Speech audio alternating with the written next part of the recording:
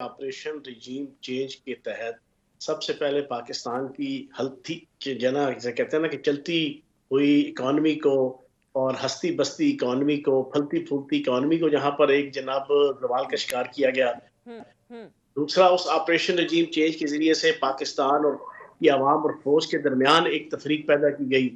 अब इस operation regime change की जो ऑफशूट्स हैं हम्म उसमें से एक ये है कि पाकिस्तान के अदालती सिस्टम को जितना डिफ्यूज कर सकते हो करो।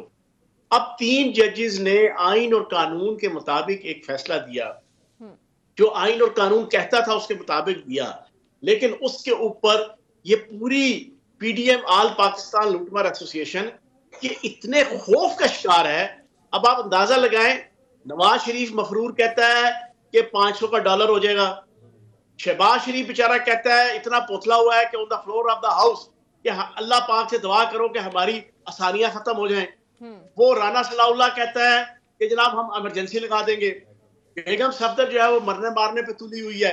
इनकी बिल्कुल मत मारी गई है। इनको समझ नहीं आ रहा कि इस वक्त ये क्या करें। क्यों कि आइन और कानून के मुताबिक अगर चलते हैं तो इनकी सियासत, इनकी माशरत और इनकी हर चीज जो है वो इस पाकिस्तान से खत्म हो जाती है। हाँ तो मैं ये समझता हूं कि अदालत ने बिल्कुल ठीक फैसला दिया है, आइन और कानून के मुताबिक दिया है, और पूरी पाकिस्तानी कौम इस फैसले के साथ खड़ी है। तो हम रहे हैं 8 पर्चे मैं भुगत रहा हूँ, 140 मेरा लीडर भुगत रहा है। हर लीडर हमारा जो है ना 10, 12, 15, 20, 30 पर्चे भुगत रहा है। और हमें तो जो है ना बदोबदी टांग पे टांग क्यों रखी पर्चा, सर क्यों खारिज की पर्चा, ऊंचा हासिल क्यों उसके ऊपर एफआईआर, ठीक है जी, जरा तेज चले क्यों दहशतगर्दी का पर्चा पर्चा, जरा आपने टॉक शोज के अंदर खुल के गुफ्तगू की बगावत का पर्चा।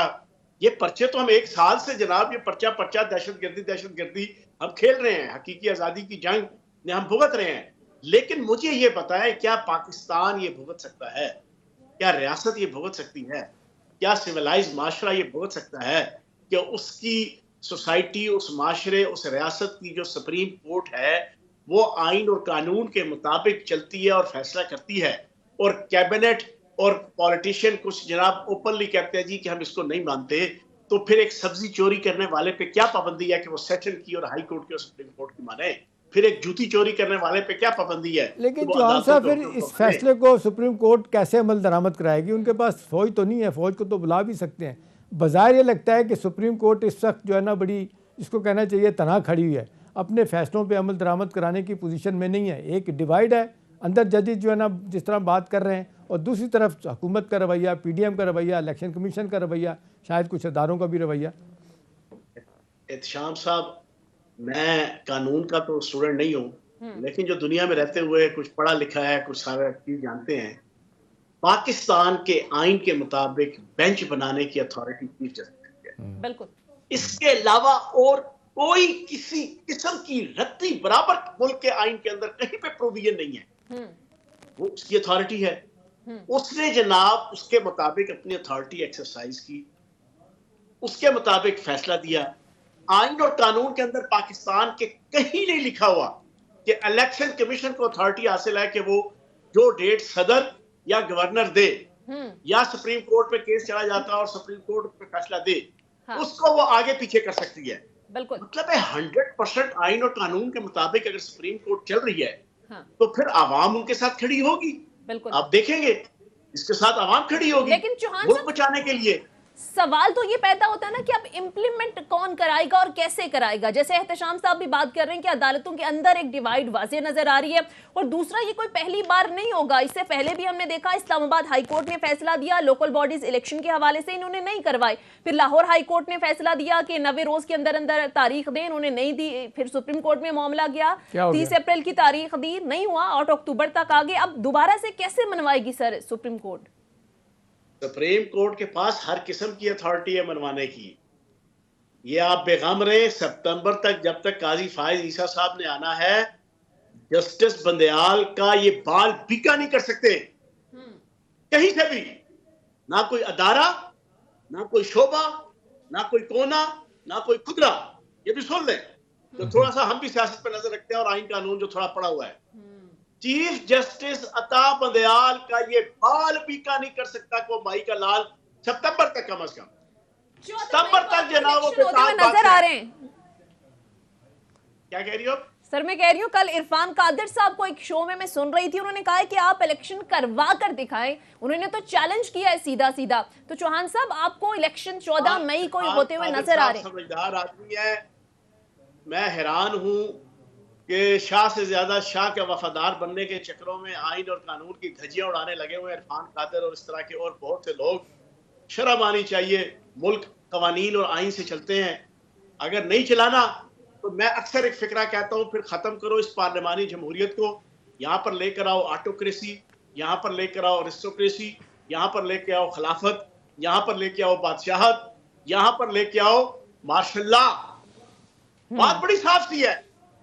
जब मुल्क चलाना है आइन और कानून के मुताबिक पार्लिमानी सिस्टम में, तो उसके अंदर आइन सुप्रीम है मुल्क का, किसी भी मुल्क का। चौहान साहब ये लड़ाई कहाँ से शुरू हुई है? देखिए ना, सारा का सारा मसला 184(3) का मसला है कि सुओ मोटो इख्तियारात, बेंच बनाने के इख्तियारात, लार्जर फुल, ये सारा जो है ना सुप्रीम कोर्ट के पास, चीफ जस्टिस के पास है। और आमतौर पे हमने देखा कि वकला हज़रात कहते हैं कि ये सुप्रीम कोर्ट के अपने लॉज हैं जिसको आप कोई डायरेक्ट नहीं कर सकता, कोई इंटरवीन नहीं कर सकता।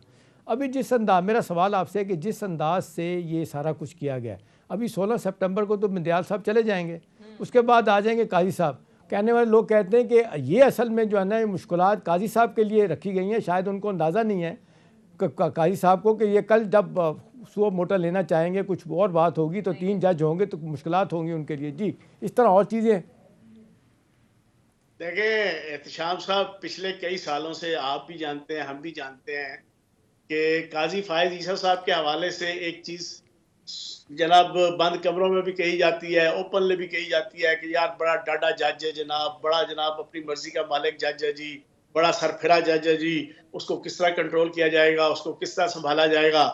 मैं पिछले 10 दिन से जो ये चीज चल रही थी ना, ये सो मोटो एक्शन के ऊपर पाबंदी और जनाब नया अदालती इस्लाहात का जो बिल पास हुआ है, खुदा की कसम खा के कह रहा हूं कि मैंने एक शो के अंदर भी ये कही और हर रोज 20 जगह पे ये कहता हूं, ये अता बंदयाल साहब को कंट्रोल करने के लिए नहीं है, ये काजी फायज ईसा साहब को कंट्रोल करने के लिए सारा कुछ हो रहा है। ये मैं दोबारा दोहरा दूं, ये आने वाले चीफ जस्टिस को कंट्रोल करने के लिए इस्लाहाती बिल लाया गया है। ये जो इस वक्त मौजूद चीफ जस्टिस है उसके लिए नहीं लाया गया। ये अब आप किसी को समझ आए तो आ जाए। बाकी बात ये है, आइन और कानून के मुताबिक चलना है। चीफ जस्टिस अता बंदयाल और उनके साथ जो बाकी 2 हैं, उन्होंने कानून के मुताबिक फैसला दिया है, उसको वो इम्प्लीमेंट करवाएंगे पूरी जनाब जिसे कहते हैं स्पिरिट के साथ करवाएंगे। सितंबर तक कोई माई का लाल उसकी बात भी क्या नहीं कर सकता, कोई भी। तो इसका मतलब है ये रिव्यू में जो जाना है, ये जो अब रिव्यू में जाने की बात, का बाल तक नहीं उखाड़ सकता। ये ओके, ठीक होगी।